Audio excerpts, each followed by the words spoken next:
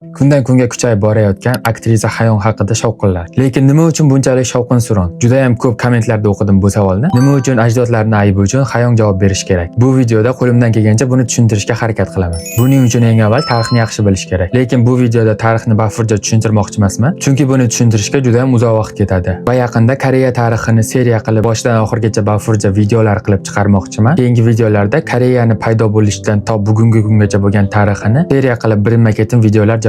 Hozir bo'lsa Hayon bilan bog'liq masalani qisqacha qilib tarixiy ma'lumotlar bilan tushuntirishga harakat qilaman. Nima uchun Koreyada 100 yildan oshgan tarixni haligacha muhokama qilishadi va ajdodlarining ayblariga avlodlari javob berish kerak? Koreyani tarixi juda ham uzoq va chuqur bo'lgani uchun tarixga juda ham chuqur qaraladi. Ayniqsa Yaponiya bilan bog'liq bo'lgan tarixga. Bu video ham aynan Yaponiya bilan bog'liq bo'lgan tarix, ya'ni 1900-yilni boshlari. Nima uchun Koreyada hozirgacha 1900-yillardagi sotqinlarning avlodlarigacha qattiq qaraladi? Buning uchun o'sha davrdagi vaziyatga yaxshilab e'tibor berish kerak. 1910-yil 29-avgust kuni Koreya bilan Yaponiyaning birlashmasi e'lon qilinadi. Lekin bu faqat Yaponiyaning nazari bilan qaraganda birlashma, Koreyaning nazarida esa bostirib kirish va davlatni tortib olish va millatni yo'q qilish. Lekin qanaqa qilib hech qanaqa urushlarsiz davlatni tortib olish mumkin? Aynan mana shu savol bu mavzuning eng asosiy savoli. Va aynan mana shu savolga javobni aktrisa Hayonning bobosi orqali topish mumkin. O'sha paytda hech qanaqa qurollarsiz va urushlarsiz qanaqa qilib Yaponiya Koreyani tortib olgan? Bunga sabab aktrisa Hayonning katta buvisi va unga o'xshagan odamlar sabab. 1910-yil 29-avgust kuni Koreya bilan Yaponiyani birlashish, ya'ni Koreyani tortib olish hujjatiga ular qo'l qo'yishadi. O'sha paytda qirol Sunjong hech narsa qila olmaydi. Yuqori amaldorlar hisoblangan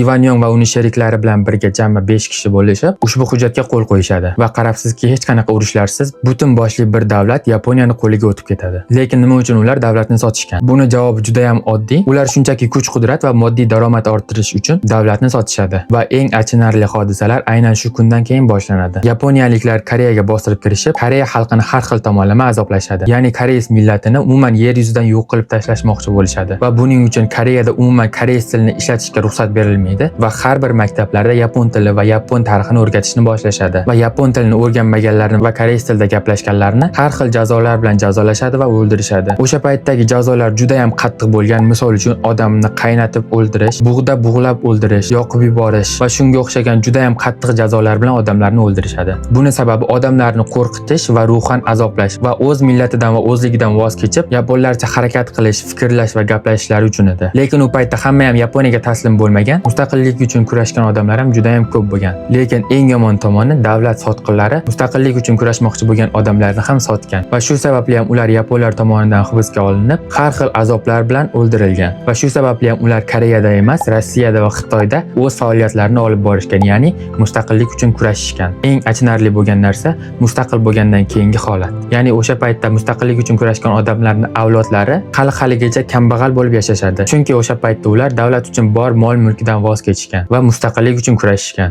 Aksincha davlatni Yaponiyaga sotganlar bo'lsa, yaponlardan moddiy daromadlar orttirishgan va u moddiy daromadlarni har xil joylarga berkitishgan va shu sababli ham ularning avlodlari hozirgacha boy bo'lib yashashadi. Koreyada eng achinarli narsa ham aynan shunda. Ya'ni nima uchun o'sha paytda davlat uchun kurashgan odamlarning avlodlari kambag'al bo'lib yashash kerak? Aksincha davlatni yaponlarga sotgan odamlarning avlodlari bo'lsa, haligacha boy bo'lib yashashlari kerak. Aynan shu sababli ham aktrisa Hayonning oilasi juda ham boy hisoblanadi. Hattoki u chiqqan bir ko'rsatuvda ularning uyida 4 ta muzlatkich borligi ham ularning qanchalik boy ekanliklarini ko'rsatib beradi. Aynan shu sababli ham bu hozirda Koreyada juda ham katta mojarolarga sabab bo'lyapti va yaqinda dekabr oyida o'sha paytdagi davlatni sotgan odamlarni davlatni sotish bilan orttirilgan moliyaviy daromadlarini davlat tomonidan tortib olish qonuni yaqinda kuchga kiradi. Ya'ni bu qonun bo'yicha o'sha paytdagi davlatni sotib orttirilgan daromadlar barchasi davlat tomonidan undiriladi. Hozirdagi bu mojaro haqida sizning fikringiz qanaqa? Hali ham aktrisa Hayonning tomonidanmisiz yoki u va uning oilasi ajdodlari qilgan ish uchun